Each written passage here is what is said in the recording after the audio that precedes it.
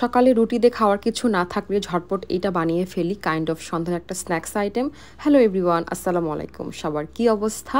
রেসিপিতে যা যা লাগবে তা এখানে সুন্দর করে কেটে নিয়েছি, আর লাগবে একটা ফ্রোজেন রুটি। এখন একটা বোল নিয়ে নিলাম, আর এতে যাবে পেঁয়াজ কুচি আর কাঁচামরিচ, দেন স্বাদ মতো লবণ, সামান্য জিরা গুঁড়া আর গোলমরিচের গুঁড়া দিয়ে খালি হাতে একটু চটকে নিব।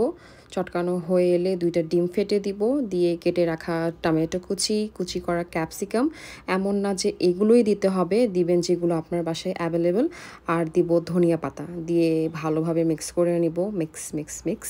দেন প্যান হিট করে সামান্য তেল দিয়ে দিচ্ছি। তেলটা গরম হয়ে এলে ডিমের মিক্সিংটা দিয়ে দিব, দিয়ে সুন্দর করে একটা রাউন্ড শেপ দিয়ে দিব।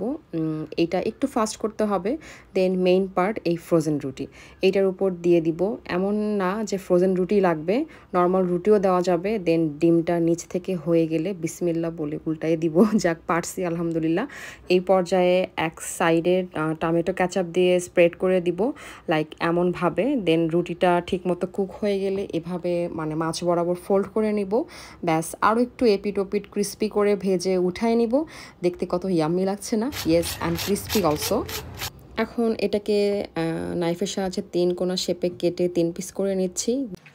ওয়াও, ভিতরটা জাস্ট দেখো।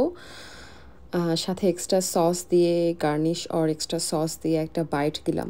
উফ, ভরপুর মজা, খুবই মজা। এটা বানাতে সময় আর ঝামেলা দুইটাই অনেক কম। অবশ্যই একবার ট্রাই করে জানাবে। আল্লাহ হাফেজ, থ্যাংকস ফর ওয়াচিং।